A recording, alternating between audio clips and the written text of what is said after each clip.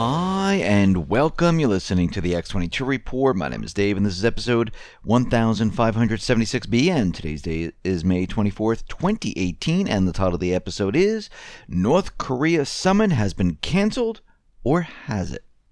Let's get into the economic collapse, political, and geopolitical news. Now, it looks like everything is starting to heat up, and the deep state, well, they're going to have explaining to do here. And the White House is saying that they're running this. Grassley is demanding that the Department of Justice give him the unredacted Strzok and Page texts. Now, he fired off a letter to the Department of Justice demanding all of these texts between the FBI, Strzok and Page, including one exchange which took place after Strzok had returned from London as part of the recently launched Operation Crossfire Hurricane, and this is referring to the White House running an unknown investigation. Now, Grassley was out there and he was citing some examples of the redacted material. And he said, in a text message produced to the committee, the price of Andrew McCabe's $70,000 conference table was redacted. Another, an official's name was redacted in reference to a text about the Obama White House running an investigation, although it is unclear to which investigation they were referring to. So there's a lot in these texts that everyone needs to see, because that will explain all of what has been happening and who was running what, who was doing this and that. And this is why they've been keeping this from everyone. And this should be transparent. Everyone should be able to see this. And we see that Trump, he's out there texting Spygate, and Wikileaks, they came out and they dropped a bombshell, and they said Obama already did this to the French, where they spied on the French election. And Wikileaks, they tweeted the espionage orders for the 2012 French election. So these documents show how the CIA drew up plans to monitor the top French political parties during the country's 2012 election. And the tranche of documents came ahead of the WikiLeaks Vault 7 release.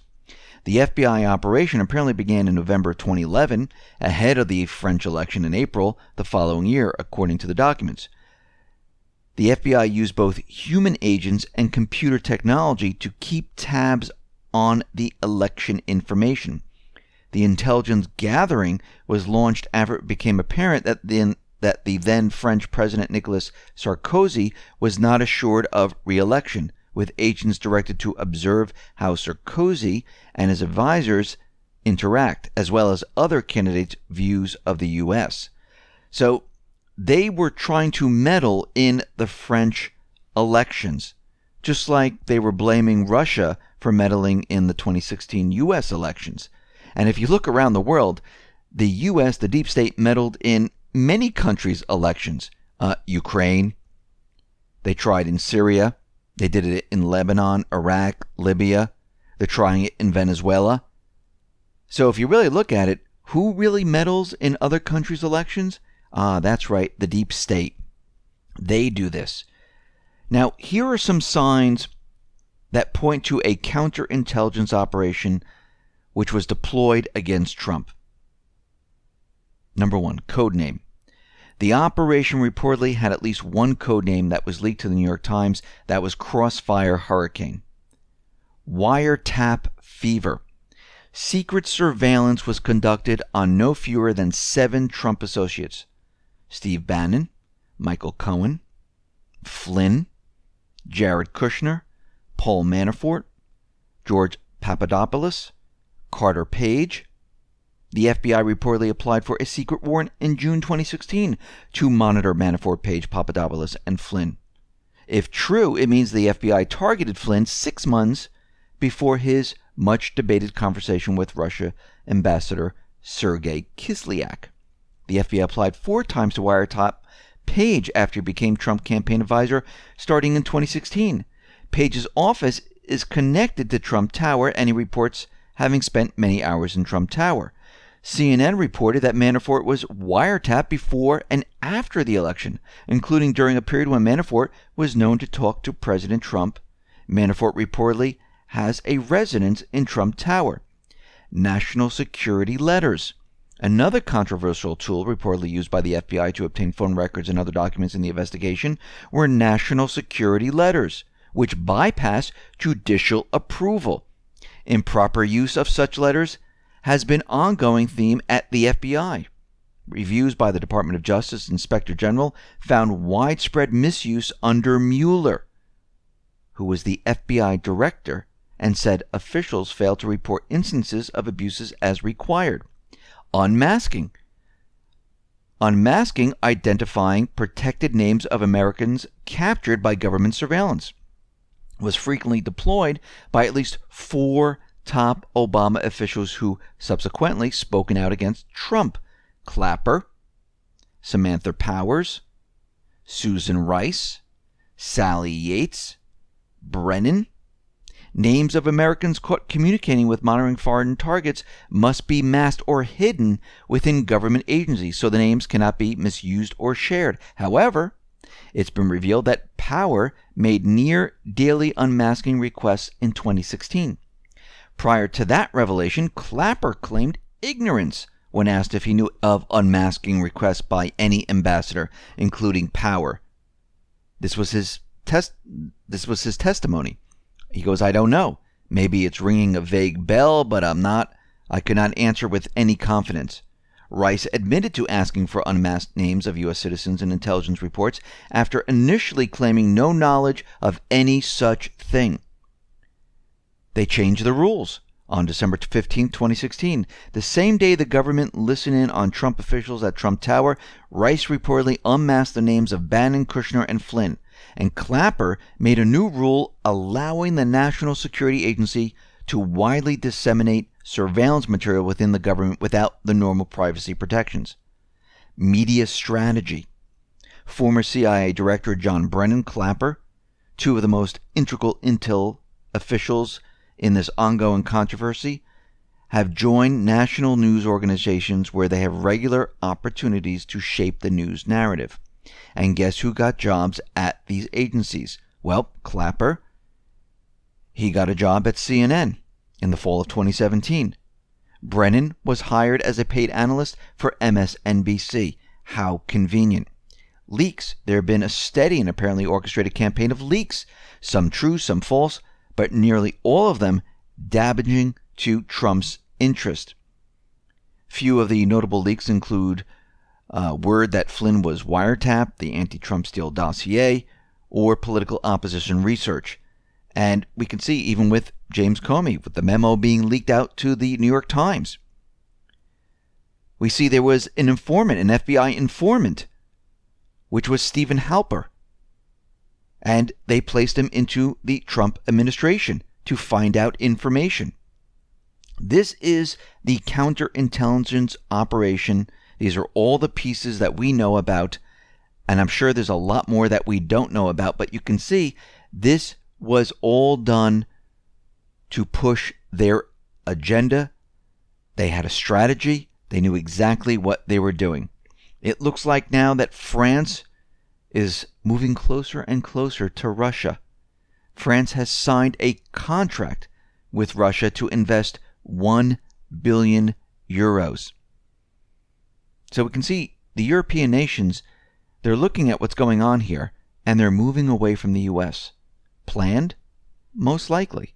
This is what this is all about. We also see that Trump decided to cancel the historic meeting with Kim Jong-un. He wrote this letter, and he said, "Sadly, I was forced to cancel the summit meeting in Singapore with Kim Jong-un." And he had a couple sticking points here in his letter. The warning: you talk about nuclear capabilities, but ours are so massive and powerful that I pray to God that it will never have to be used. The trolling: someday I look very much forward to meeting you. In the meantime, I want to thank you for the release of the hostages who are now home with their families. That was a beautiful gesture and was very much appreciated. The loss: the world, and North Korea in particular, has lost a great opportunity for lasting peace and great prosperity and wealth. This missed opportunity is truly a sad moment in history. And of course, don't forget to write sometime. If you change your mind having to do with this, the most important summit, please do not hesitate to call me or write. And he wrote this out in a letter to Kim Jong-un. Meanwhile, in North Korea, we see the press, they were all around watching as North Korea imploded the mountainside facility and destroyed their nuclear facilities. Now, let's look at this and see what's really happening here, because Q did kind of fill us in that this was going to happen. Now, there's one or two things happening here. One, which I think has happened, is that the summit was really for show. The peace talks already took place. And if you look at post 1335, remember that picture in Singapore of the building? Well, that picture was taken back in May 10th, and Q said, note the pictures we post are all originals.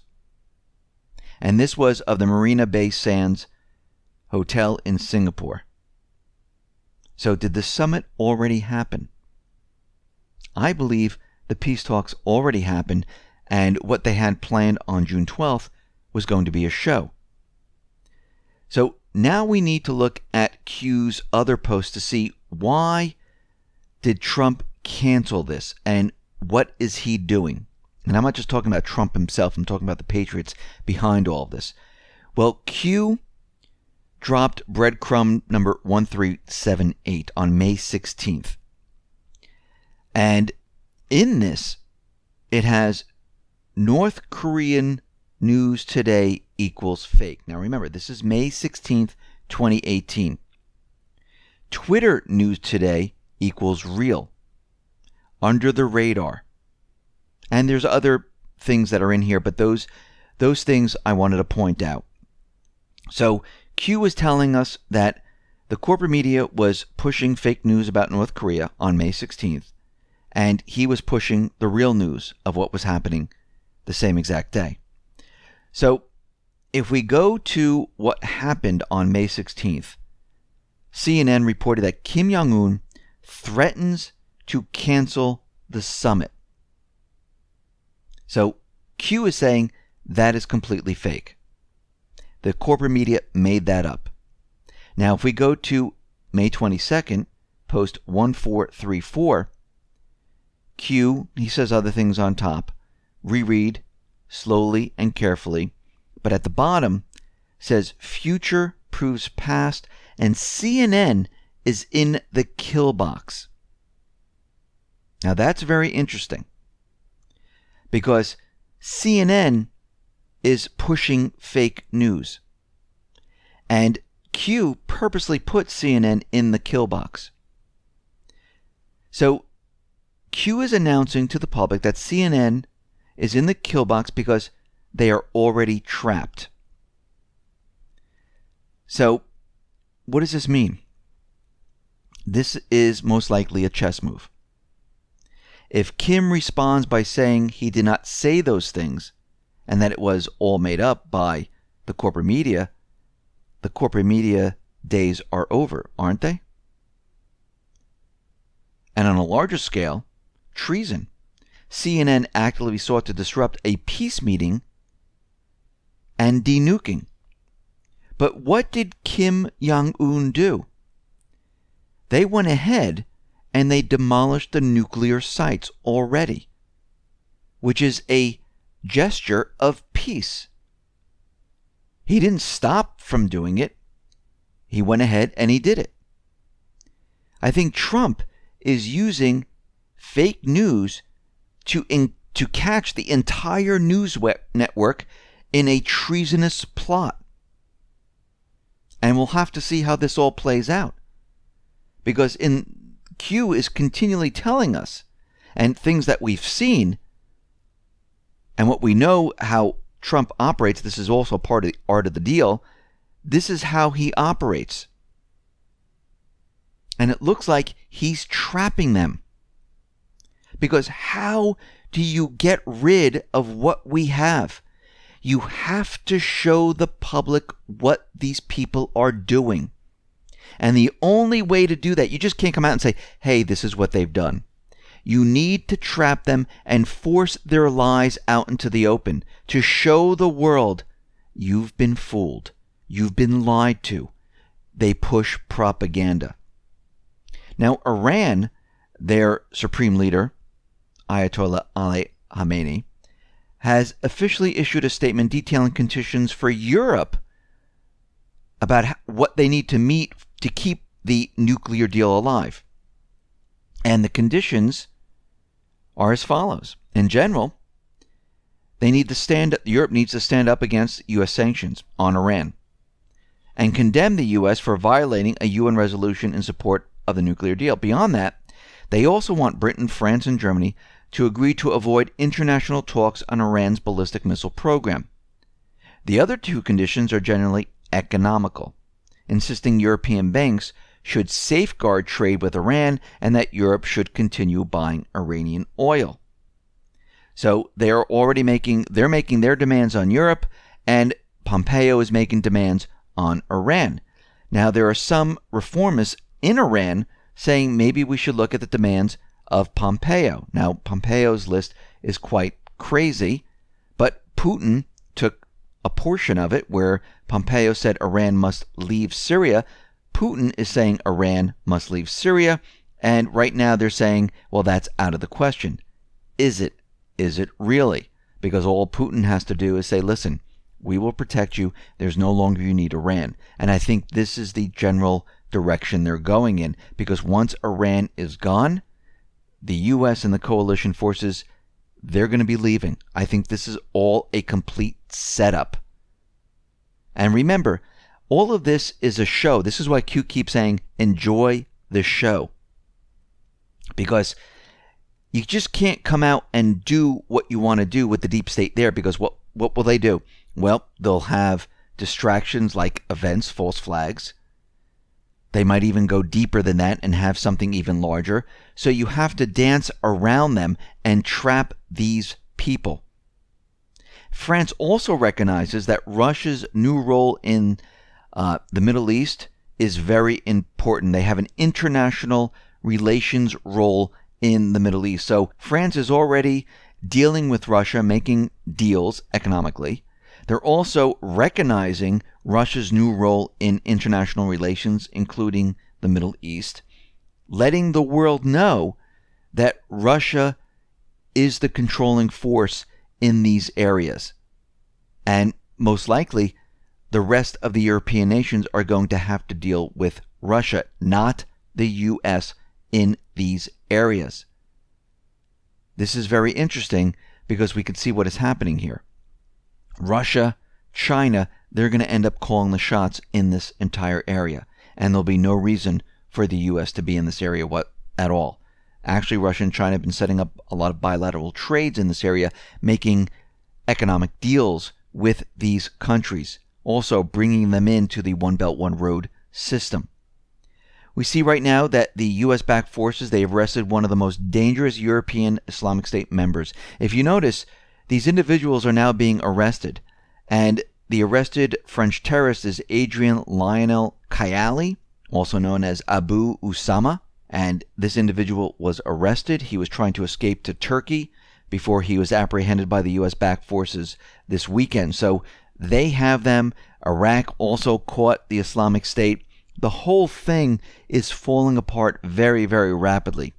Now, U.S. Senator Jeff McCurley, he introduced a new bill, and basically this is going to ensure that Congress must vote proactively before the president can start and expand wars with the authorization for use of military force, which I completely agree with, that the president should have to go through Congress, and Congress should vote before the president can do anything. But again, they put this authorization for U.S. military force after 9/11 so they can go after Al-Qaeda, which really means they wanted to go after those individuals that were going to resist regime change in those countries so they can call those individuals Al-Qaeda and they can use force against those people. And since then, they've been using this for everything.